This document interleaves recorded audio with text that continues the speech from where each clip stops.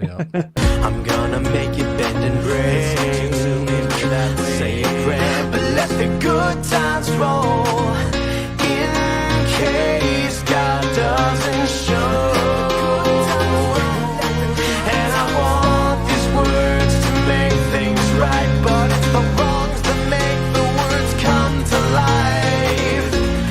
Who does he think he is? That's the worst you got, but it puts your fingers back to the key.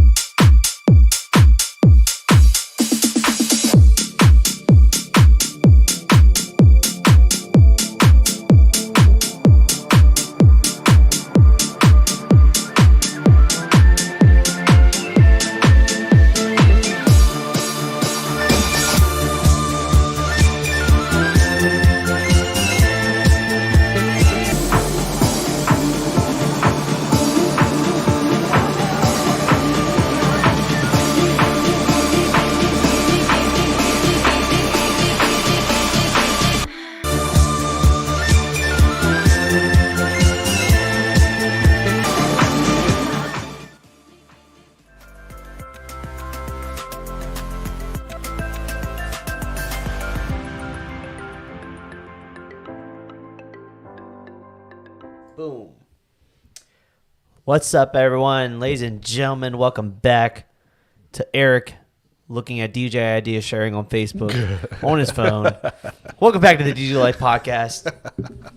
As always, Erik Massengale, DJ Rick Webb, or Rick Webb or whatever. Where's my air horns at, damn it? Bow, waka. Flocka. Awesome. Welcome back, everyone that's listening and everyone that is live. Thank you guys so much for tuning in on a Tuesday night to have a little fun time with us. Yes, special guest tonight, Justin Stringfellow. Let's just go with Justin the DJ. I like Justin that the DJ. Justin the DJ. How do you pronounce that last name? I wasn't even going to try. It's Stringfellow. That's right. Okay, He's just a stringy fellow. That's It's a all. Stringfellow. I didn't follow you on Instagram, and So he didn't know that you blown up since you started going crazy on TikTok and crazy, Reels. dude. Like, what the hell? How if my phone would quit fucking with me? Because I was telling him, because we were literally actually low key like, is he actually going to do the podcast or anything? And then I was like, yeah, he hearted my shit when I DM'd him about it. He's probably got too many people in his DMs though to try and keep up with it. It can be tough sometimes. We had you on our thing, and it was like, I don't know if he's confirmed though. You know, it's like because we had to like switch it or something. I had the yes on the meeting invite, so I was like, yeah, he's gonna be there. Yeah, for my sure. boys- If it's on my calendar, I'll be there. That's usually how it goes. So yeah, like, I hear that. No, that's how I it live can be my tough life sometimes by the though. calendar. It can be tough sometimes, and it's one of those things too where like I'll get like a ton of like DMs on Instagram or something like that, and I'll see it, and I'm just like, I mentally just can't like respond to all this right now. I guess it was just one of those things where I was just like, yep, I'll be there on and it's time to do their podcast. There's a couple of homies I have in the DJ industry who I strictly only communicate through DMs on Instagram. Like Nick Spinelli, I do not have his phone number. We talk sometimes, and it's like a week later from a DM message. You know what I mean? He's not much better when it comes to texting. Just so you know. Oh, really? That's funny. He's pretty bad about trying to get back to But just text messages. stuff like that. How many TikTok followers are you at now?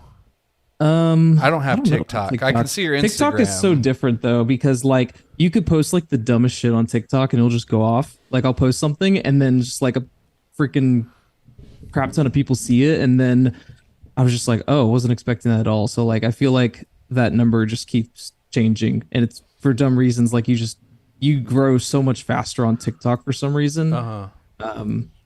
I don't even know, honestly. It's a better algorithm. Well, you can call it better. It's just Instagram's different. getting better, I though. feel like it. I feel like Instagram followers are worth more. They are. You know, They it's are. just Which is why Instagram is like, I feel like personally the algorithm is changing. Like it's harder now to get reels to pop off, because I feel like they're trying to now shift to monetize to get your reels to have more views, which is what Facebook ads and Instagram ads is all about. So I posted some reel, and it was literally I just like screen recorded someone else's reel because I wanted it on my phone and I thought it was funny, and I was trying to send it and I accidentally posted it as a reel, and that's the story of me posting this because I don't post like that, and it got 35,000 hits on it or something, which I know some people are doing 50 million times that, but for me, I was about to rip my fucking hair out because all of my notifications are just likes on this stupid reel I didn't even mean to post, and I wound up deleting it because it was so obnoxious. That's it. that's a great story. Yeah, dude. Anyways, back to our guest, Justin the DJ, joining us from Dallas, Texas. You're in Dallas today, right? Yeah. Mm-hmm. You're not traveling. Dallas. Okay. Cool Are deal. you guys? So you work for LaForce? LaForce. Yep. Strictly LaForce? You solo, exclusive to LaForce? Yeah, strictly LaForce for the most part. Sometimes there might be like a small gig here and there. Usually it's not like a wedding or anything like that. But most of the events that I do are weddings through LaForce, and really that's really where I just spend most of my time focusing on events for them, focusing on their clients too. And You do and anything more than DJing? Don't you? You do. I do too. Here we go. I need to get a life, honestly, but I really spend a ton of my time, doing DJ related stuff, whether it is getting ready for events or doing events or making content that will drive more clients or to drive more DJ related things. Sometimes I might go watch a movie or play video games, but really a lot of my time really is focused on something DJ related. Mm-hmm. Which, saying it out loud, is kind of sad, but that's my life. So I don't think so. I don't think so. Yeah. I mean, if we all think about it, I spend, pretty much most of my day is spent with something DJ related. Mm-hmm. Yeah, I don't know. I mean, ever since I had the kid, honestly, and I obviously have to be a dad for that amount of the day, and it's something to get used to, because you can't work. And we'll call it work, but it's fun. It's what I'm obsessed with. It's my thing. So to not be able to do it 24/7 is like, we'll get used to it. Hopefully, you got to find that balance, right? Right. I'm like being able terrible. to balance the business part with the family. It was funny. I was just telling you guys before the show. I went to this networking thing, and one of the DJs that was there is Dan Quinn, who's also here in Dallas.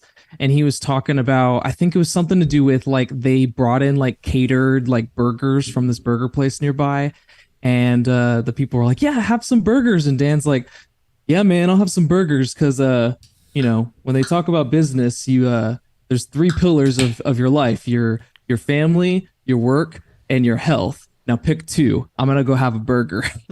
Yeah, right. So, before you were obsessed and did everything DJing, what got you into DJing? Like, take us back. Where did you start DJing? Was it high school? Where did you start at? And what takes us up to now? Yeah, tell us your story. Tell us your story. Here's my story, guys. Love it. No, it was nothing really special. I went to I was really into electronic music in high school.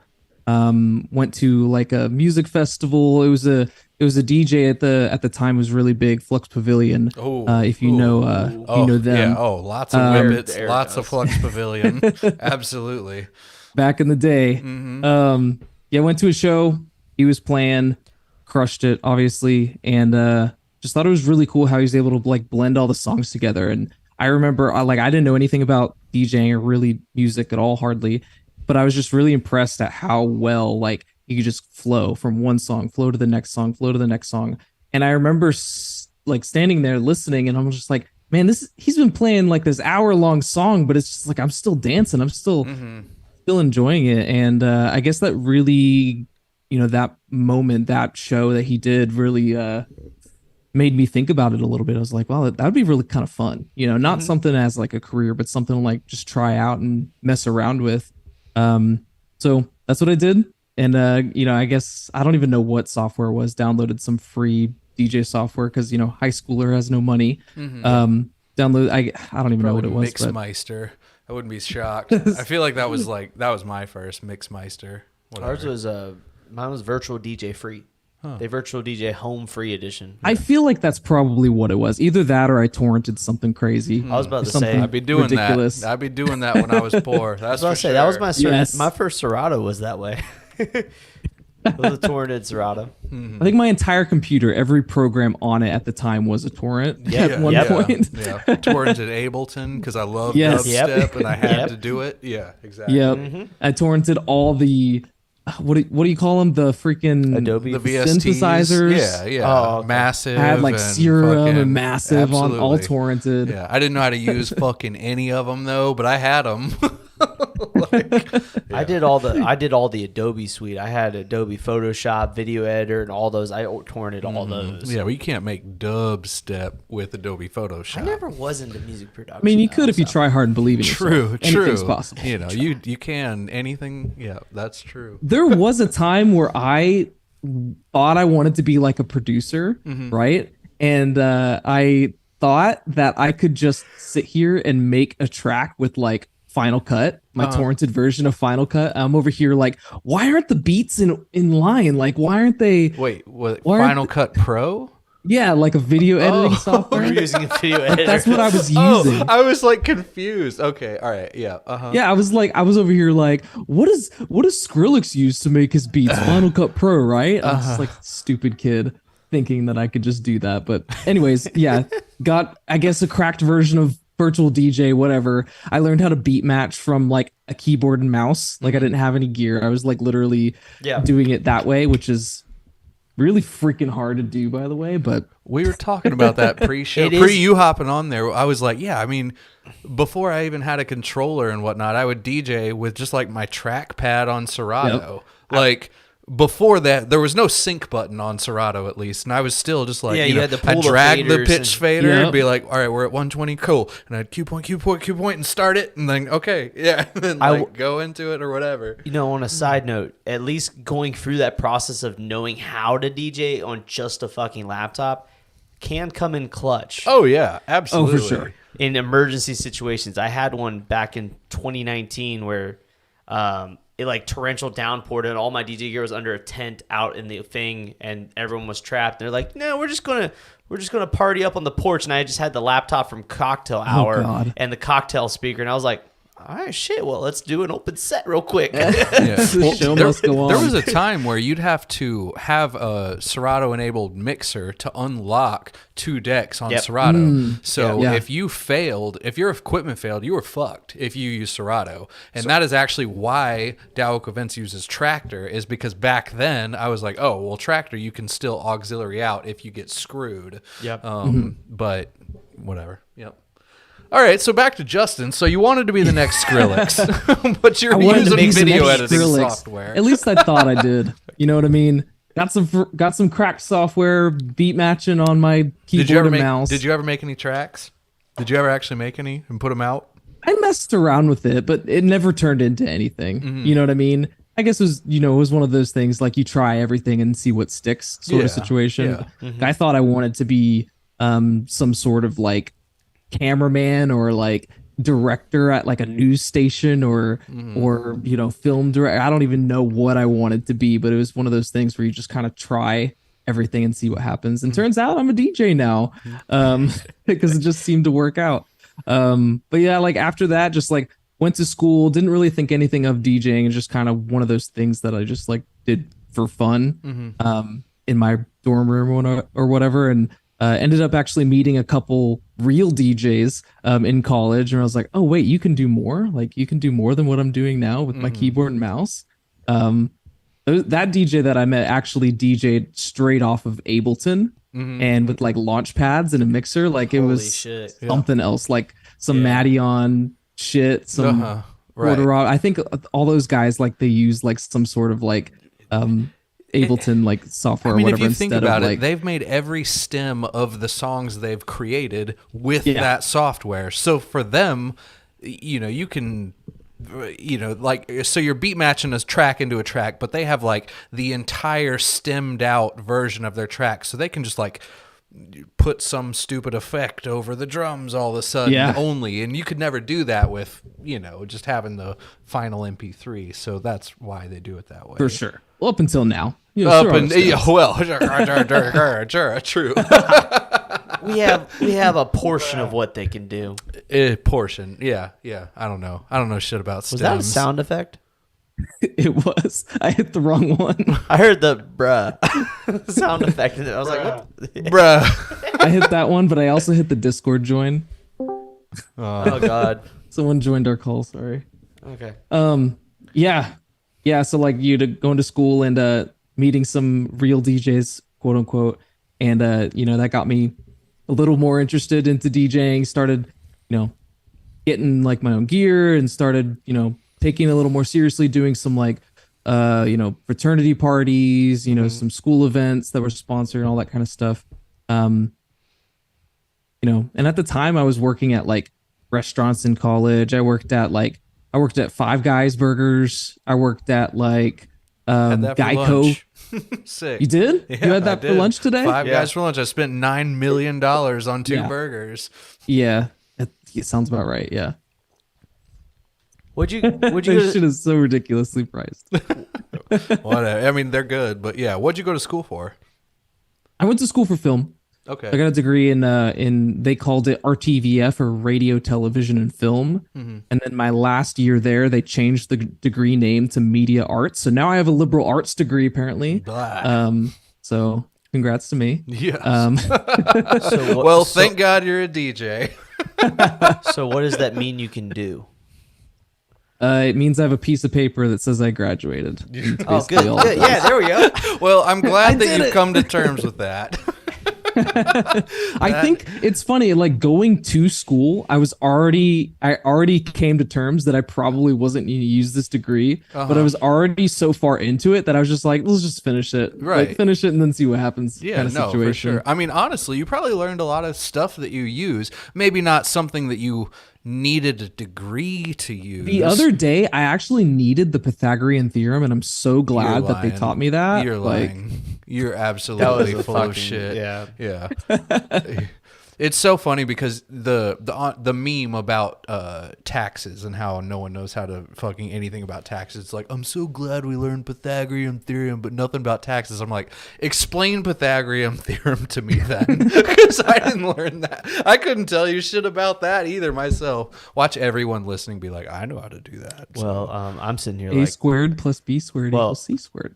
see, I'm an engineer, Right? so I have a math minor. So yes, I know how to do that. I don't know. And yes, Whatever. and yes, when I worked as an engineer, we used it. Well, y'all needed to do but- more drugs when you were younger, and fuck you. Oh, back to the story. Yeah. What, Yeah. so The story's basically So- over, but Oh, okay. so essentially- what led you to LaForce? When did that? How happen? long ago did you graduate? Yeah, though? okay, so that's where I was going with the job thing. So like I worked at like Five Guys. I worked at like Geico for a week. I was in their call center and I was like calling people about their bill, which was fun. So I quit that job. I worked at like AutoZone, even though I don't know jack shit about cars. They still put me in charge of replacing car batteries, which was terrifying. Practically everyone at any auto parts store that you go to is literally like a fucking idiot nowadays. They're like, what? Yeah, sure. Yeah, totally. Yeah, you we'll just put hook the, this up, and if the green light pops up, yep, your battery's good. Cool deal.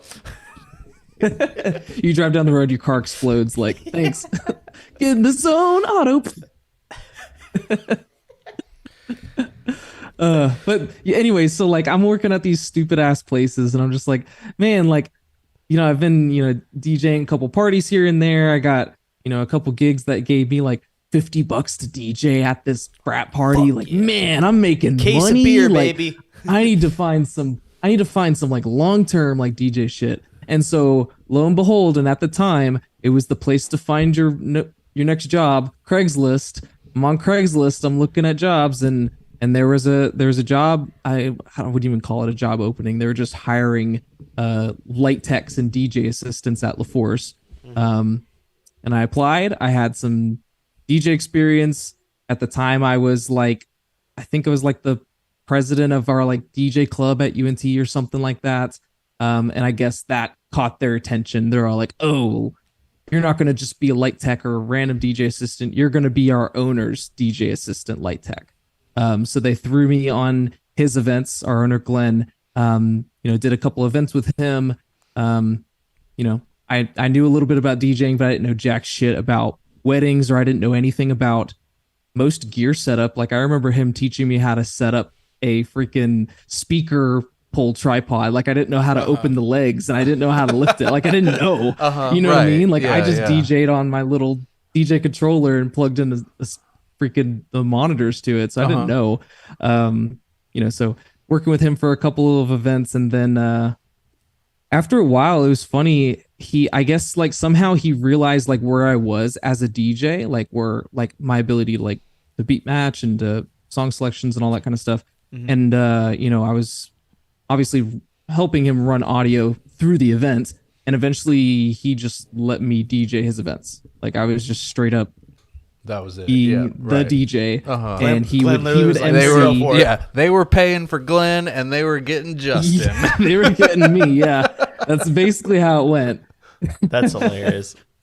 Yeah, so I was, I'd DJ the whole event. He would MC, and party would start, and then Glenn would like disappear, right? And so I'm like DJing, like I've DJed like 3 weddings in my life. I'm DJing, and then all of a sudden, like, it's time for bouquet and garter toss, and Glenn just appears. He's like, "All right, here's the bouquet song," and he like jumps on the mic. He does the whole bouquet garter thing. He's like, "All right, I'll be back in an hour," and he's just gone again. Oh my god. I probably did that with him for like 6 months to a year. He'd pay me extra for doing extra work on top of that. And I think it helped me a ton because I got a lot of experience DJing for like a more diverse crowd than a college party would be. Because at a college party, you just play, especially when I graduated, you just play Drake and Migos for 3 hours straight and you're good. But you can't do that at every wedding that you DJ at. So I definitely got a lot of experience with understanding that, not everybody likes the kind of music that you play, and not everybody's gonna like, I really loved EDM music, but like, you can't just show up to a wedding and drop a Skrillex all day long. It's just not gonna work, so it definitely opened my eyes. Because I think that's one thing that a lot of DJs, especially starting out, don't understand, is that they think that they're Tiesto, and all these people showed up to the event to watch them play, right? Which is the exact opposite. All these people showed up to have fun, and you're just the DJ. Like, you happen to be the there. Guy. Yeah. Literally. So playing music that's going to keep them dancing, keeping them having fun, and screw what kind of music you like. Honestly, unless you're like really good and you're like crushing it, then you can kind of switch things up a little bit. But still reading the crowd too. Yes, definitely. Once you become more experienced, when you have the crowd in your hand. That's a different thing. Yeah. Until you can do that, you're playing fucking Usher, yeah. Like, don't fucking play anything else. Yep, facts. Cool. So, yeah, no. So, all right, so you were Glenn's assistant. I didn't even know Glenn did events at all. He did, yeah. For a long time. He was how long when ago they started was that? I started in 2016. and that was kind of near the end of his DJ tenure. I think he didn't like, retire. He still does events here and there, but at the time he was doing weddings like every weekend. I remember doing multiple weddings a weekend with him when I first started. He probably tapered off on taking events probably like 2018, 2019, I think is when he kind of like stopped doing his own events and more focused on the business side and building the team and the production side of LaForce too. So that's kind of how it went with Glenn. But when he started, it was him and another DJ, and they just kind of went ham for like multiple years, and kept adding people to the team and all that kind of stuff. So. Shit. And so, all right. So after you were Glenn's assistant, for just lack of a better term, you started taking your own events, and that's really just now you're 4 or 5 years into that. Or no, it's fucking 7 years. What? Yeah. It's been 7. Yeah, I've been with LaForce for about 7 years, probably doing my own events with LaForce for like 6 or so. Yeah, like after doing the whole assistant apprentice sort of thing, we actually have like an official like DJ like training school at LaForce. So we'll take on like our road crew people, or maybe some people that are light techs, or just people that are interested in music. And lately we've actually just been hiring outside of our current like worker base. So like we'll actually put out like job openings like, oh, you want to be a DJ kind of thing, and then bring people in that have like know nothing about DJing, know nothing about that whole thing, and then teaching them from nothing to something. And it's actually been pretty successful. We had our last like group of people, I think we brought in at the very beginning, it was like 10 people, knowing that they all weren't going to make it. We obviously had extra people in that, and I think we ended up with like 5 solid like DJs on our team, which is really cool, because they're all like, you could tell like they're all super passionate, and you could tell that they're all like really into it, and it's been really cool like going through their journey and helping them like get everything that they need to know as a wedding DJ or an event DJ, because there's some things that I obviously had to learn on my own, that I wish somebody would have told me, kind of situation. So being able to sort of be like that mentor to those DJs and kind of help with the chain of bringing in the new DJ, and then I know them when there's another class, then those DJs will help those DJs, and it's just like a matter of bringing more people in and getting everyone on the same page and helping them out as best we can. So I feel like I was about to say, how long is that school? Like how long how many weeks or months or whatever days are they going through to get to graduation? I feel like it's like, I want to say it's like 3 months collectively. So the last couple times we've done it, the class kind of spans through like busy season. So we're all like, all right, we're taking a couple of weeks off because we're tired, kind of situation. And it's you, but is it you and like Nate or whoever teaching it? Yeah. It's like, it's all of our like, probably all the little Force DJs that you would think of off the top of your head. So like, Nate's in there, I'm in there, Dom's one of the guys in there, Tony Pre, he's there, Peter Creta, he was there, and then we have Matt, Dante's one of our guys who's there too. I feel like I'm forgetting somebody. Oh, Mike Villa, he recently joined our team recently. He was he's going to be one of our trainers this next time around. So like just a lot of our guys really just Dan's on there. I'm trying to make sure I don't forget anybody. I just don't want to. There's a lot. There's a lot of guys. So if he didn't remember you, we get on our it. team. So If I forgot you, I love you. I'm sorry. Just out of curiosity, the DJ school, they're graduating into the other brand of LaForce, right? They're becoming DJs on that other. I can't remember what the brand is that you guys. Have. So I believe we are working on like a budget brand like for DJs on our side. So like, of course we have like LaForce, and I think it's called like Simply DJs or something like that.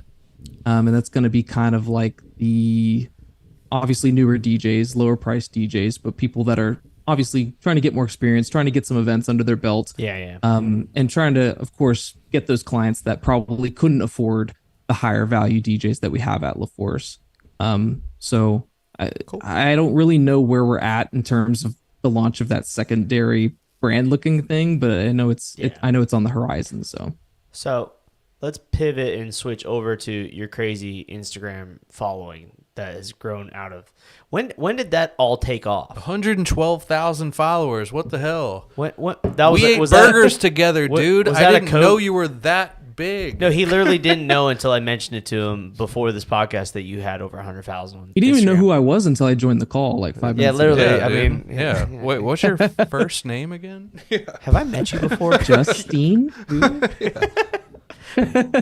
When did that all like take off / you start going crazy with that? I don't even think there was a time where it like took off. It's always been, at least in my mind, it always felt like a slow build. It was something that I spent a lot of time on. It was before COVID. You know, of course we have like 30 to 40 DJs on our team, right? So I'm over here trying to figure out how can I differentiate myself from all these other guys without, you know, making it to where clients aren't worried about the price. Because when you're first starting out, like you either obviously you got to get somebody who recommends you, you know, whether it's a planner or whatever, right? I don't have any events under my belt. I didn't work with any planners. So like no one knows who I am. So essentially the people that are picking me are strictly based on price. So like, oh, you're the cheapest option and it's a company that I trust. Okay, perfect. Like, I don't care. Like you can show up to my wedding and, you know, this is what I want. I don't care what your style is. Like we want, you know, country music for 4 hours straight. And I've done plenty of events like that. Yeah. They suck ass. But when you first start out, you got to do what you got to do kind of situation. But I didn't want to do that. You know, I wanted to have an offering or basically say like, this is me, this is my style, this is what you get when you book me. And if that's you, or if that's what you want at your event, like then I'm your guy. And you know, using it as also as a deterrent, like, hey, like I'm not going to be playing a bunch of country music at your wedding, or I'm not going to play every line dance under the sun back to back to back for you. Like what you see is what you get kind of situation. So I've been doing it it was before COVID for sure. You know, posting at the time, Instagram was strictly like photos. So posting photos of the gear, posting photos of me at the events. Sometimes I'd do like a video here and there. I'd be active on the stories. And then I was basically using it as like a secondary portfolio that other DJs in our company weren't taking advantage of. So whenever somebody reaches out to LaForce, they're like, hey, we need a DJ. Here's our budget. Here's the kind of music that we like. Who you got? And then they would send all the DJs that were available for that day. And on that portfolio, you know, you would have content about yourself, some pictures, whatever. But it was really surface. It was like really surface level. It doesn't really go super deep. And on there, I'd be like, if you want to learn more, like here's my social pages. So then people could go on there and they could learn more about you. They could interact with you. They can see what you are actually like in a day to day, and all that kind of stuff. And it worked really well because it was really easy to like connect with people and to show them like what I was all about, what they're going to get. I play Flux Pavilion. All right. That is what you're hiring. That is all. It's funny, actually. I did a wedding recently where like out of nowhere, it wasn't even on their like request list. The groom's all like, hey man, so like we're really into like dubstep. You got me? And I was all like, I got you. Like I knew exactly what to play. Do you even know? Like I got you like more than you even know, dog. Just wait. You don't even understand how much I got you. I know. Like, and you probably took that dude's brain and just fucking melted it. I took the opportunity, bro. I took the opportunity until I could tell they were done. Like they're like, we're done. And I was like, all right, cool. I used to have this edit of what's that? Going Up on a Tuesday. That club going up, and it's the most boring song ever. And it goes into I Can't Stop by Flux Pavilion, though. It just like randomly just like drops it. And I used to play that in like the nightclubs I DJ'd at, and people would literally just be like, blah, what the fuck? Like, you know, because it was like when that song was huge. Man. I mean, I don't like dubstep anymore, but if someone came up to me and was like, hey, you got any like dubstep? Same thing for me. I would be like, got you, bro. motherfucker, take a seat. Like, I'm about to tell Let me dig you. in my crates really quick. It's all the way at the bottom, my Yeah. dubstep folder. Hold on. hilarious. Yeah, give me a second. One. Let me dig this out of his grave real quick in the crates. Yeah, that's true. Oh man. Awesome. You had someone asking a question about kind of like your consistency on IG and if that's led to booking more events. And I guess in your 100%. scenario, basically more people wanting you over the other DJs. So Yeah, I would say that's 100%. That's like what he was just talking about. But 100%. any tips for everybody out there? Because I know you pump out a lot of content. Like in general, you guys aren't on Justin's Instagram. He's pumping out content constantly. And I know a little bit of the back end, but tell everyone what's kind of your strategy for being able to create that much content and stay consistently posting content on a weekly basis or practically a daily basis. Yeah. almost. Yeah. And I was talking about this earlier today, about, how I'm able to like have so much time to like obviously make this content. And I think it comes back to working for a DJ company and not having so much stuff on my plate. I don't have to do a ton of stuff with the business side of LaForce. A lot of times sometimes they're handing you clients on a silver platter and say like, here's your client, like take care of it. And you just kind of like keep up with it. You make sure their music choices are good. You meet with them a couple times, but it's really hands off when it comes to the other aspects. Like if they're all like, oh, we want uplighting, we want this, we want that. I'm like, cool, this is your person to talk to. It's not me. Like go talk to that guy. Like I'm not your guy. Yeah. With all the aspects, it gives me a ton of time. I can go DJ one event a weekend and pay all my bills and then chill the rest of the week. And I'm okay with that. It's a tough life. Some people aren't, and that's okay. But I think that's one reason why I'm able to spend so much extra time on the content side. But that doesn't mean that if you are a single op or you own your company that you also don't have time. Like, because there's always the ability to find time. It's just a matter of figuring out what's important to you and also what consistency looks like to you. Because being consistent in one person's head, for me on Instagram, being consistent would be posting at least one post or reel every single day. That's consistency in my head. Yeah. But in someone else's head, it might be post once a week, once a month. I think for this podcast, you guys are every other week, right? No, we're every week now. We moved it You're up. every week now. Okay. We've moved We're it up. pushing the envelope. Yeah. Gotcha. Yeah, but that's the thing though. At one point, consistency for you guys was every other week. Correct. Now it's every week. And you guys are double timing it, and that's great. You're finding that ability to find the time for things that are important to you guys. And you guys just hit the 1,000 subscriber mark on YouTube. Yeah. Congrats to you guys. That's it. Let's go. Now we make what, like $2 per episode, something like that. So we're gonna churn and burn. I don't some think it's episodes. two. I don't even think it's two, honestly. Well, I just dropped all copyright music at the beginning now, so woohoo! All right. Yes. Perfect. We're making $0. Let's go. I'm just letting everyone know where our priorities are. That's okay. Yes. That's okay. But yeah, But that's the big thing though, figuring out what consistency looks like to you, because nobody's gonna go from doing nothing to doing everything overnight. It's just not possible. yeah, and It's what not is possible. and also kind of along the lines is what's manageable to you. Like, Yes. what does it look like to you, but also what is manageable to you? Because like you said on our podcast, when we first started, we literally started in like the middle of busy season. When we decided to go to this live format, I was like, let's do every other week, because I was also working a full-time job at the same time. So we're like, yeah, let's just do every day. But then during off season, we're like, let's try and ramp it to every week, and let's see if we can still do it when we get into busy season. I've seen. So I'm not much of a social media person. Yes, I do Facebook. I post my shit talking, but memes. that's just me talking. I'm not trying to do that.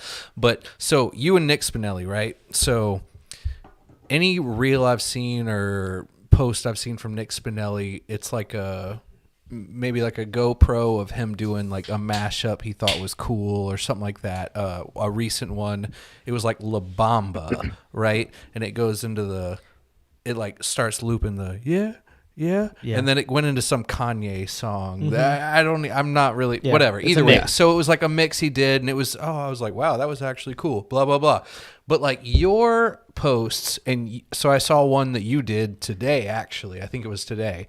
And funny. which, by the way, I don't follow you on Instagram. I don't know how I came across this. So good job on somehow that reel or whatever it was got to me, who doesn't even follow you. Like, we're just like friends in real life.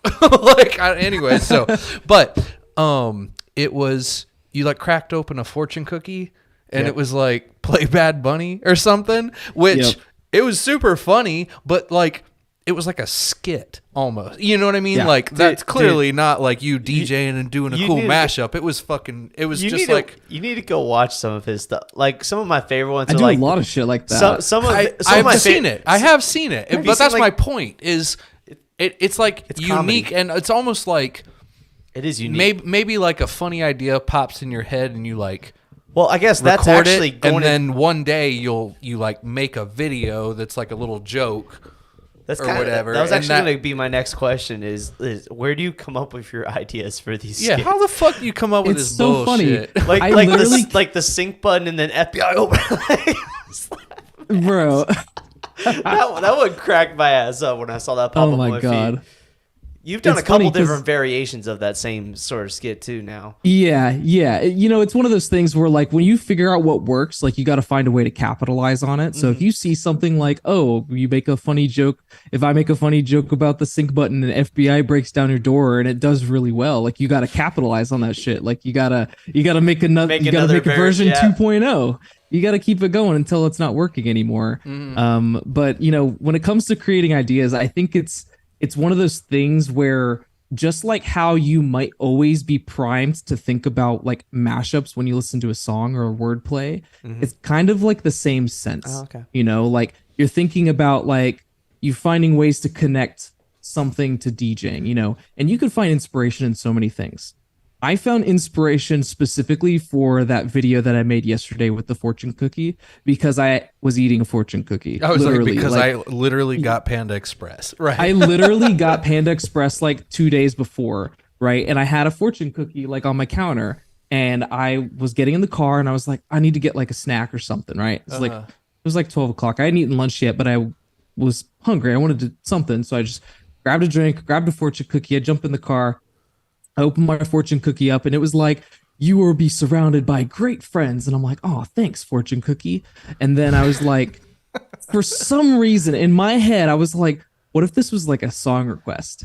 And like, like the first thing that I thought of was like, you ever hear about like those jokes where somebody writes on like a fortune cookie that says like, help, I'm trapped at the fortune cookie factory. Like, save me. Like, no, I haven't. It was like seen a joke that I've heard. It was a while ago, but like basically like somebody's like being held hostage at a fortune cookie factory, and their only way of communicating to the outside world was through the fortune cookies, right? So that was the first thing that came to my head, and then it just kind of spiraled down to like, what if it was a song request? And then obviously the first thing that comes to mind from that is Play Bad Bunny, and so then I was like, I got it, and then literally within 3 hours, I had filmed it. I went to Panda Express, got more food, got more fortune good cookies, decision right there. filmed it, It's a win-win. and put it together, and it was ready to go within a couple hours. You know.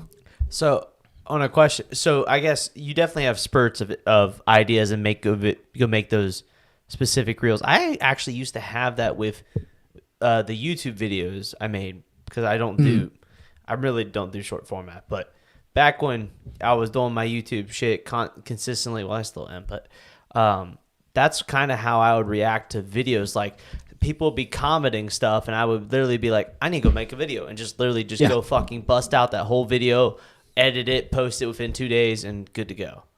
But so other than those spurts of ideas, are you still batching some content on the back end to try and have a bunch available? 100%. Like, so on my phone right now, I think I have like 10 reels like ready to go. You know what I mean? So like just having all that content constantly trying to have a backload. So like if I have a bunch of events one weekend, or maybe I'm really busy, maybe I have a bunch of meetings coming up or whatever, like just having all that ready, because I can't just like I can't prop up my phone every single day and say, what's my reel going to be today? And then like film it by lunchtime. Yeah, like it's it'd be just a banger not, also. it's not Exactly. feasible for me. What you know is what I mean? consistency? Like you were saying, like, oh, once a day, once a week, blah blah blah. What is consistent for you? What's the goal? Post every. I'm trying to day? post. I'm trying to post every day that I don't have an event. Like that's what consistency looks for me. And I'm able to create an amount of content that can suffice that.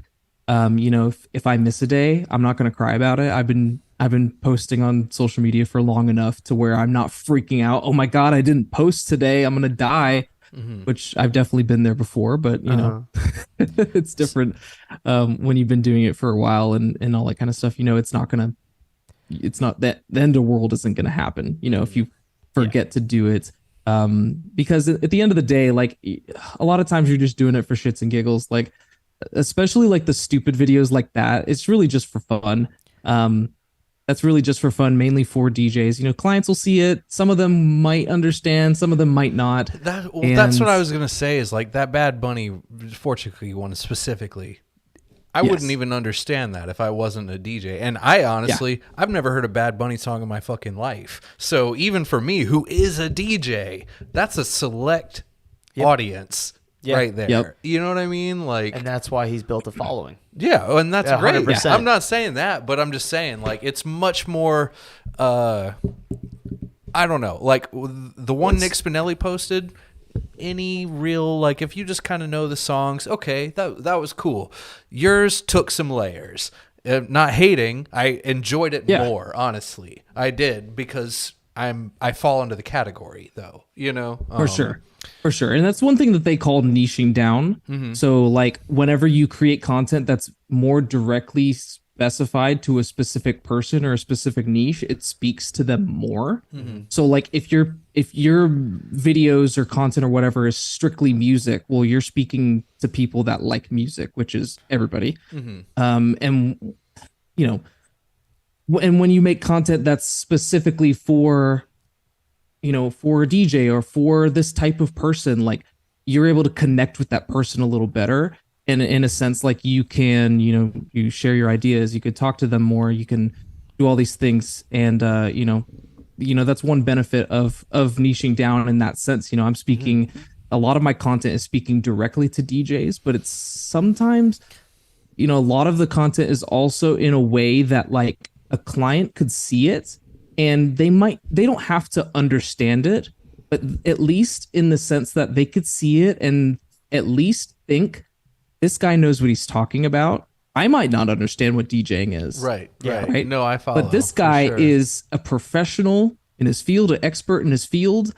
And then obviously the videos of me doing the same thing, mixing at an event or doing a mashup or all these other things too. Like the combination of all those things, I can create content that speaks directly to DJs and still accomplishes my goal of trying to get more bookings and showing people what I'm all about. And for the fortune cookie thing, like, a client might think it's funny or might not think it's funny, but at least they know I have a sense of humor, which can be a plus too for some people. So I brought up batching content kind of to spur the question that I saw in the comments, but basically a bunch of people, a lot of DJs do have part-time jobs or they have full-time jobs outside of DJing. So the main question for them is kind of finding that time to be able to create it. It's really hard to do so.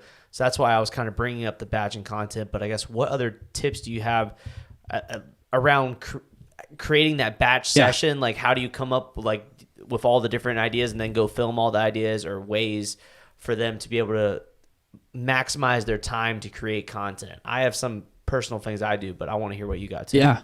Okay. So I think the biggest thing that you could do, especially when you're first starting out, is capture content of things that you're already doing.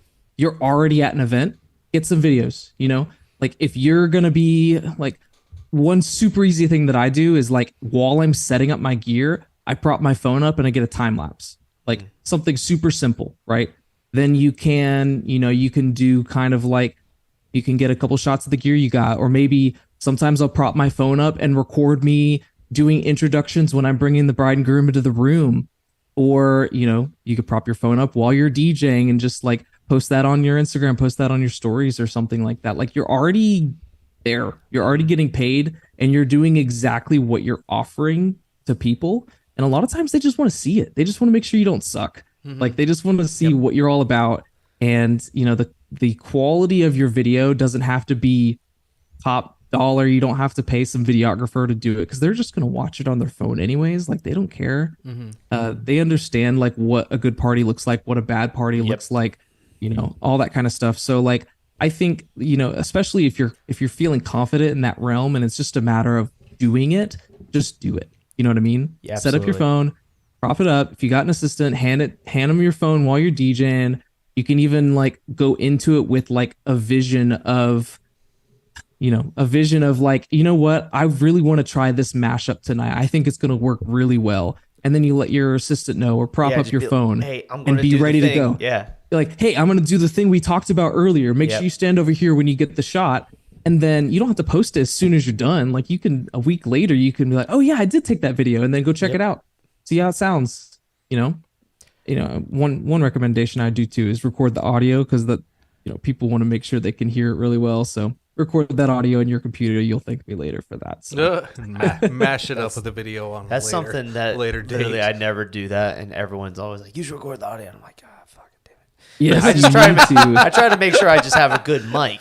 I go the opposite route. I'm like, I just make sure I have a good mic that can record it. Along your comment on like not the best quality of footage is required.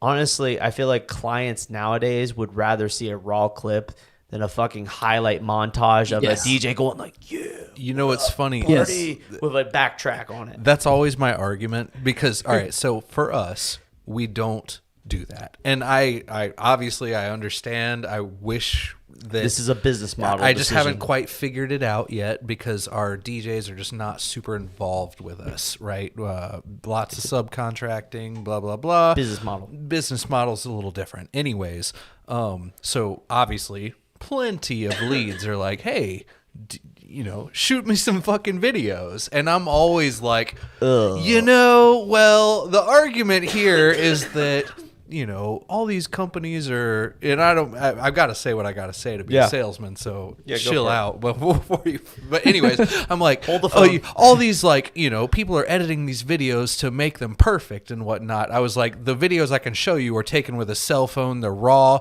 the real, which we do have a couple of, and I'll show them. They're like 5 little random videos I happen to upload on YouTube. And that usually they're like, oh, that makes sense, So I got to talk a little shit in order to sell that real quick. But you're not wrong. Nowadays people are trained to know that was edited. You know what I mean? That was kind of our, like when I started Fusion, just because I already did it in Ohio with my DJing personality, I posted all fucking raw audio clips, just camera shot. This is what's happening.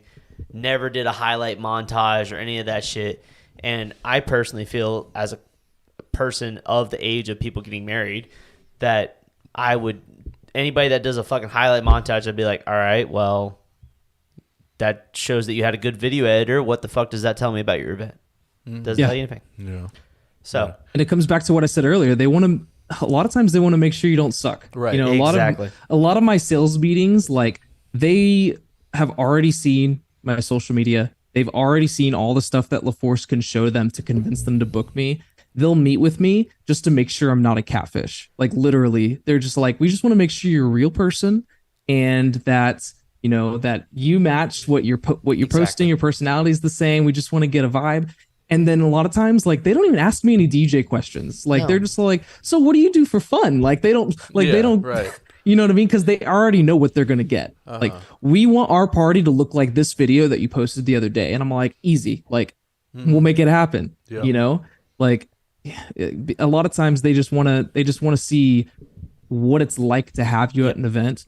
And if you have You don't have to have a crap ton of content, but if you have some stuff, just like you said, Eric, like if you have a couple clips of your phone, like, hey, here's a couple clips of this specific DJ going from this song to this song. Notice how it doesn't sound like shit. Like, notice how it's on beat. Notice how everyone on the dance floor is got their, is still moving to the beat and still having a good time. And they even got excited when the new song came in. Like, that's important for clients. They want their party to just kind of flow and make sense and have fun. And, that's not something that you can capture with a mashed up video edited thing and like pre-recorded via Ableton on your mix with track, no audio. Exactly. I'll say, Justin, your profile is all very high quality footage.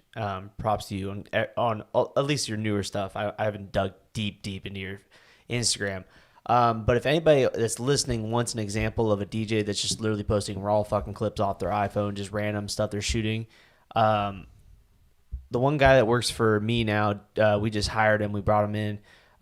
His name's DJ Showout on Instagram, or Jordan. You'll see him tag me on stuff. But this dude literally records every fucking thing he does and just posts it. Literally just posts everything raw, unedited. Just it looks random. But it's cool. And literally, he's got so many people that inquiry with us. They're like, we just love his personality on his profile. He's just so real and he's just so raw and like. You don't have to have, and it's all literally probably the worst quality footage in the world, but literally it's just random footage of him DJing and stuff and just like shouting on the mic, like, what's up, man? Like, he's just a personality. But I want to kind of I wanted to expand on your point on like filming everything you do at the events that you're already doing. Yeah. One thing we started doing with our marketing team is we've been specifically calling out like get shots of X, Y, and Z at your events. So if we know that we want to post some clips or we want to do like a little thing related to the uplights we're doing at the event or something like that, to specifically have that like already in the game plan of something I'm going to film when I go do that event. Cause you have so much downtime at a wedding. Yeah. Like 9 times out of 10 at a wedding, like you're spending 50% of your time in downtime mode, just twiddling your thumbs or maybe mixing during cocktail or whatnot, and your assistant is bored shitless. Like you can optimize that time at the event if you just kind of pre-think what you want to film and how you want to film it to get that batch content. You can literally use it as your batching session to literally batch a bunch of content. That's exactly what I do. If you go on my page, you'll notice nearly half the content that I post is at an event, like at a wedding. And some of them aren't even me DJing. Like I've even made some stupid meme videos at a venue. Like there was one where it was like, what did I write? It was something like things that DJs like. There's something that is annoying to DJs. And then it was just a shot of like a flight of stairs, me holding gear in a flight of stairs. Like I shot that at a wedding, like during downtime, I think one of the funniest things when you're doing stuff like that, like filming skits and stuff, or just talking to a camera and other vendors see you at the thing, they're like, who are you? So awkward. Who are you? Well, half of them just like stare at you, and then like the other half will like come up to you and be like, what are you doing? Like, and they're curious. They're like, we've never seen a DJ filming before. Yeah. So it's fun. They don't see it. It doesn't happen because every time because sometimes like most of the stuff that I shoot is on my phone, but sometimes I'll bring my camera too. And I'll have the camera and they'll think I'm the videographer or they'll think I'm the photographer. And I just have it in my hand. Like I'm just chilling. And you're like, no, right. I'm not wearing lime green Nikes at this wedding, actually. We actually had that happen at a wedding recently. Our assistant was there with a camera and there actually was a videographer team. And like the mother of the bride came up. Well, it's actually the opposite. The mother of the bride came up to like the videographer instead of like our assistant or the DJ, thinking that it was the DJ or assistant. And said, can like you dim the lights in the room? And they're like, no, we don't do the lights. And then like we got a comment about it afterwards. Like my mother went up to the DJ's assistant and asked about the dimming lights, and he said they don't do lights. I was like, no, you actually talked to the videographer, not the DJ. But okay, whatever. Just the guy wearing all black. Just assume that they're the DJ. So Perfect. Yeah, exactly. That That's guy. hilarious. What other tips I got? What else what are tips you got on Instagram right now? What's What's the goods on Instagram right now? What's popping off? What's doing well? I mean, I feel like we touched on a lot of it. I think the biggest thing right now for social media in general, whether it's Instagram, whether it's TikTok or whatever platform you're on, is authenticity. I think that's really like the key right now, because for so long everything has just been so like clean cut, super polished, super edited with perfect filters and all that kind of stuff, and people see right through that shit. Yeah, like now. At one point it was like really cool to have your stuff look like that because nobody else looked super clean, looked super polished on social media because it was so raw. And then it turned into everyone, like, you had to have the best filters, you had to have the best DSLR camera to get the coolest shot. And then it wasn't cool because now Instagram just looks like a fucking perfect utopia of content. And so now when you post real stuff, when you post somewhat grainy, kind of sort of shitty sounding, but not really DJ mixes, but like people are going crazy, like that's real. Like I was talking to a guy today where it's like, you can post like your montage video and like that's cool and all, but nobody cares. Like they're gonna say like, oh, they had a fun time, I guess. But then when they see like a video of you like scratching at a wedding and then it switches over to like the couple like right in front of you like going crazy or dancing, like they're just like, wow, that like really happened. Like you can't like fake that. Right. Like that's really what it was like to have him DJ at the event. Or even like if you record a quick video of you like mixing a couple songs and post on a story, like people are like, oh, that's what he's doing now. You know, that's what he's doing right now. Like he's DJ, like he's really in it. He's not just like, you know, making this shit for fun. Like this is like his life. Like this is what he spends his time doing. Like he's a pro kind of thing. So I think that's one of the big things is authenticity and being okay with being yourself in general. That takes time. That takes time. It does take time. It took time for me for sure. You know, if you go all the way to the bottom of my social media, you'll notice I never fucking posted my face. You know, I never, you wouldn't see anything. It's funny because I feel chest like, up. I do feel like you can say that to someone all day and they're like, oh, I'm fine with myself, but they don't even know what you're saying. Yeah. Almost. You know what I mean? Like, yeah. Unless you've been through it, you don't know what they're talking about. Yeah. Everyone goes through it at some point, but until you go through it. I just like, I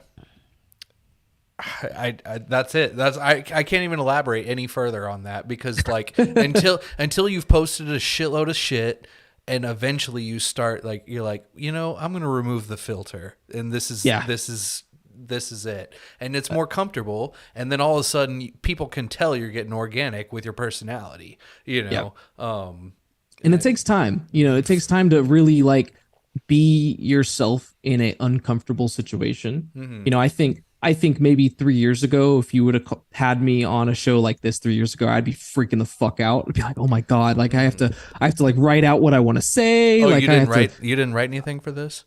You don't have a list. You to? didn't come with a list of ideas. Was I supposed to? You charged your headphones.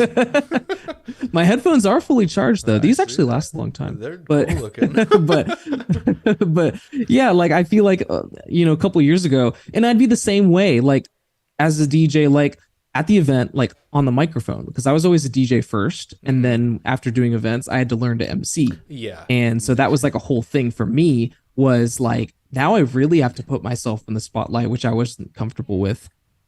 So I remember like practicing the sort of things I would say on the microphone, like in the car, like on the way to the event. And then I would practice everything that I'm going to say right before I say it for like a solid 2 minutes before I say it. So if a wedding planner comes up to me and says, hey, I need you to make an announcement that we're about to go cut the cake. I'm like, all right, perfect. Give me 2 minutes. And then I fucking disappear. And I'm in the corner, like reading to myself, like in the corner, like, well, friends and family, we're going to go ahead and make our way to the cake cutting. Like, you know, it's like, I'm over here practicing like what my line is. Right. And I jump on the mic and I'd still fuck it up somehow. Like, yeah, I mean, I love when I feel, at least me and a few of the other DJs that I've talked to, there's a point in every DJ's career where the switch from having to do that versus literally just, fuck yeah, let's go. All right, let's go cake cutting. Come on. Yeah. Like You're literally like, you off just the don't care spot. anymore. Off the spot, you can just do any announcement. Literally, they can hand you a list of names and say, And you do it. and you just do it. You're just like, all right, here we go. Like Right. that. Just been doing it for, it's one of those things it's not something that you learn. I think it's really something you have to experience. Yeah. You know what I mean? Like you really got to do it a bunch. And it's the same thing with social media too. Like it's one of those things where like you just got to do it a bunch. You got to post a lot of shitty shit, and eventually you'll figure out what sticks and you'll find out what works for you and then roll with it. Yeah, I DJ'd my friend's wedding. She's a photographer that works locally, and we traded. Right, she photographed my wedding. I DJ'd her wedding. I threw in a bunch of extra shit, other gig stuff, because that is not an even trade for us, at least. Anyways, however, so I'm DJing her wedding, and I'm sitting at dinner because she also wanted me to be a guest. Right, so I'm sitting at her plated dinner, and someone comes up to me and is like, "Hey, can you like announce the cake cutting or whatever?" And I like had my wireless mic like right there, and I'm like sitting there eating, and I literally just like turn on the wireless mic, and right from there, you know what I mean? I just Like, at the announced the table, cake cutting, and You fucking didn't even bring the music down. You're just like, no. I mean, it was They like don't- cocktail they don't normally hour do that. music. Yeah, it was background music as it is. But either I way, thought you were saying there was no music. I no, there like, was what? music. Yeah, I had a playlist playing. There was This no dude just music pulls out of his playing. pocket. Yeah, no problem. Give us a hey everyone. But Hey, my yo, point is, I'm is at like this I didn't table even, right now. What's up? No. But my point is, I didn't even get up. You know, it's just like a Yeah. low key, just all right. Everyone look in the corner, whatever the fuck. And I haven't DJ'd a wedding in forever. But either way, like I'm so used to the announcement thing at this point. And I'm like you, DJ first, MC second. I didn't learn to talk on a mic until fucking 10 years later, maybe 8 years. But Yeah. you get my point. You know, definitely. Something you have to experience. Just in general, summing up this being comfortable, I feel like you have to be comfortable. In general, there's like steps to being comfortable. You have to be comfortable being a DJ. Then you have to be comfortable being an MC. You have to be comfortable putting your face on Instagram. You got to be comfortable talking to a phone or a camera. That's like a whole nother with thing. other people looking at you. Yeah, exactly. Like the being comfortable thing is something that it's an evolution of different steps of different things that happen throughout life that you have to become comfortable with. Yeah. It's funny because like in general, and everyone thinks it's easy too to like film yourself until you go to do it yourself. Until you do it, and then you're just like, what the fuck? Like, one tip that I always give people though, when it comes to like finding that comfortability, is like, is to one, do it, but then like you don't have to like post it. You know what I mean? Like Yeah. you could practice. Just like how you go to your house and you're a bedroom DJ for the first couple months or years that you're doing it, like you're not doing it in front of everybody. So like if you want to practice talking in front of the camera or practice emceeing, like you can do it. You can record yourself talking to the camera. Like today, I did a quick video about how I was going to be on the podcast with you guys today, and I did it in one take. But like in the past, I would practice. I'd do it a couple times until I felt really good with the one that I got, and then I'd post it. Yep. You know, so like you can practice that kind of stuff, and you can even do it to where like you have no intention of posting it at all, like writing a hate email to your boss. Like you can literally like make this video and be like, perfect, delete, and like I'm good, like I did it, you know. So I got a quick funny story. So my operations girl Hannah, that I challenged her recently. I'm like, hey, can you make these 2 reels? She's like, yeah, no problem. Literally, she goes and spends a whole fucking day trying to fill this one damn reel, and she literally calls me like, I've been trying to get this right for fucking all day. Like, she's like, my phone is full of takes and everything. I'm like, yeah, that's fine. Delete all of them. Go again. Just keep going. You'll be fine. What was she trying to do? Just become comfortable. Like she's just not comfortable it's if tough. every time she films it, she's Yeah. like, I'm not comfortable with that. But I'm saying, like what you said, you can film it. Just keep filming it. That's literally all Yeah. I told her was like, cool. Delete all the footage. Keep filming. You'll Yeah. get there. You'll Like, get it. It just takes time to become comfortable.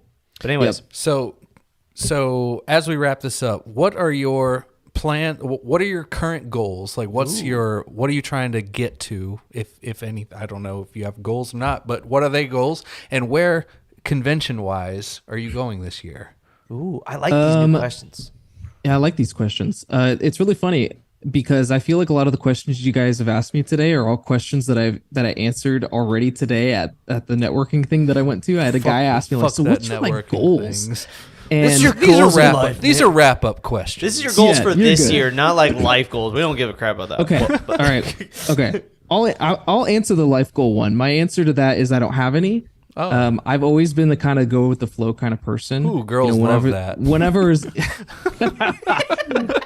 You're like, I know that's right, my obviously, brother. like, get your life together, of course, and like the whole shebang. But at the same time, like, I don't know where I'm going to be 5 years from now. I don't know if I'm going to still be with LaForce or if I'm going to be DJing in Mexico on a boat. Or maybe I am going to be the next Tiesto. Who knows? Right, You know what I mean? right. So like, I don't know where I'm going to be. And right. I've always just been a kind of go with the flow. Like some people are all like, Justin, how many events do you want to DJ a year? And I was like, I just want to be happy. I don't care. So You know what I are you mean? looking forward to this year? How about that question? I think one thing that I really want to try, and my eyes were opened up recently. I went to this bar, and obviously there's a DJ there. It was like a Friday night. It was lit as hell, right? So I'm like listening to this DJ, and he's crushing it. He's doing good, but he wasn't doing anything that like I already wasn't doing like at a wedding. You know what I mean? So I'm listening to him and just all like, I can do that. Like, that looks fun. Like this looks cool. Like this looks like a low stress sort of thing compared to a wedding. And yeah, you're gonna make less money, of course, but it looked fun. Like it felt like a situation where like you could come in and you could go and play that brand new edit you just got out of Club Killers. That's just try it out. fucking ridiculous. But you would never play in front of grandma at a wedding kind of situation, right? And I'm just all like, man, maybe like a couple times, like 2 times a month, maybe would be really cool to just like show up, roll up to a club and play like a 2, 3, 4 hour set just for fun for no money, but like it's really just for fun at that point. I think that's something that I really want to try and do. I really gotta like start talking to some other DJs in my area that focus more on the club side to see if we can make something happen, or if I need to just start getting my feet wet and meeting those people, or DJing that Monday morning bark It's brunch, whatever. I'll tell you what, I do an emo night twice. Thing. I do an emo night twice a year here. I don't charge them at all. They asked how much I wanted. I was like, just let's just do it. I was like, you guys take whatever you're gonna pay me, put it back into the promo. I don't really care, because $150. Okay, shut up. I don't care about that. My adrenaline high is more than that. Oh, dude, I have a fucking blast. Oh my god, I'm up there raging for this emo night, and it is so much fun. But I only do it twice a year. Yeah. I think that's something like short-term goal. Like I really want to try and do a couple things like that just from time to time. I think that'd be really cool. So I'm definitely going to start looking into that. So if you're a club DJ in Dallas, hit me up. We'll chat. Yeah, club dogs. I was about to say, any Justin the DJ fans in the Texas area, watch out. Might be on a flyer soon. What about conventions? You going anywhere? What conventions you heading to? Yeah.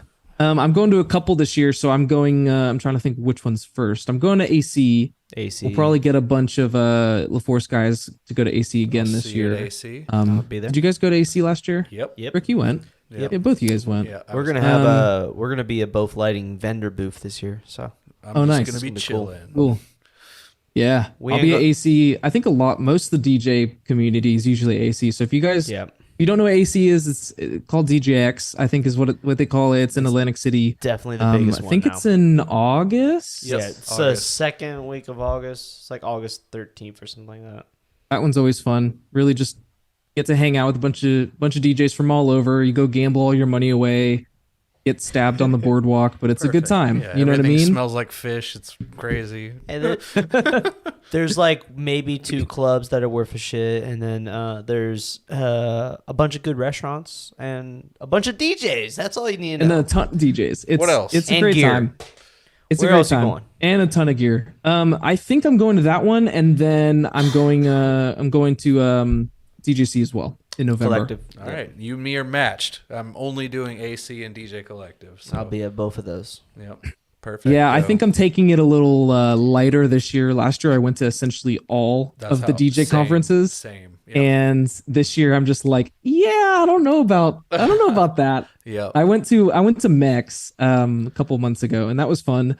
I really think that going forward, I don't know where I'm going to be, but honestly, like I want to go to the conferences that I think are going to really benefit me the most. And I think those are obviously like DJC is one of them. DJC for sure. And then the ones that I can connect with other DJs the best, which would be those two other big ones, which is Mex and DJX. Yep. Some of the other ones I went to, Midwest DJs is next week. I went last year and that one was really good. There's obviously a handful of other conferences that are really good, but I think for this year I'm going to focus more on the like the 401 class, which you can consider is what DJC is, and then the heavy networking, which is those two big ones. DJC, yeah, for sure. Awesome. All right. Well, where can we find you on social media? You can find me anywhere at Justin the DJ on all the platforms.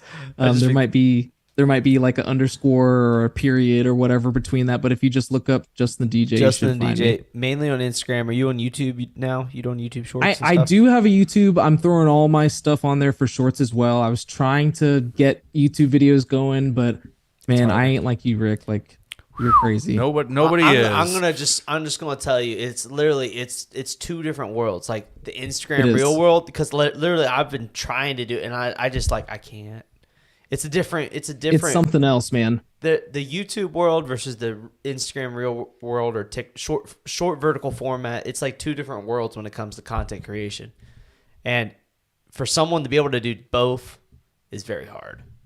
Unless they're literally taking the longer video and chopping it up like I'm doing and trying to do reels with it. But anyways, Justin the DJ on all sources. Literally just go on Google and search for Justin the DJ. You'll find him.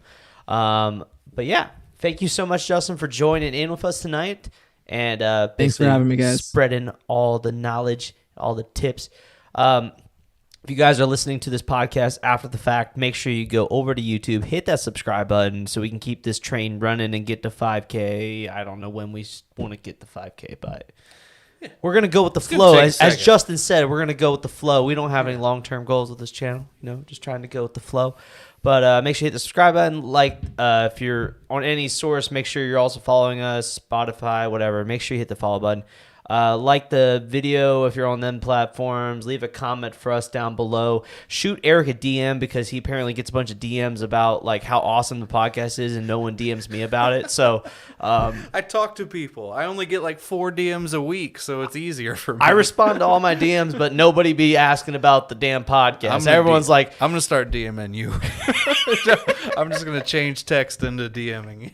All right. Literally everyone that messages me is like, hey, what speaker should I buy? Yeah, and I'm like, right. Fucking damn it. Anyways, thank you guys so much for tuning in. Erik has to really piss, so he's rushing me. Thank you guys so much for joining in. See you guys on the next one. See you guys next week. Peace.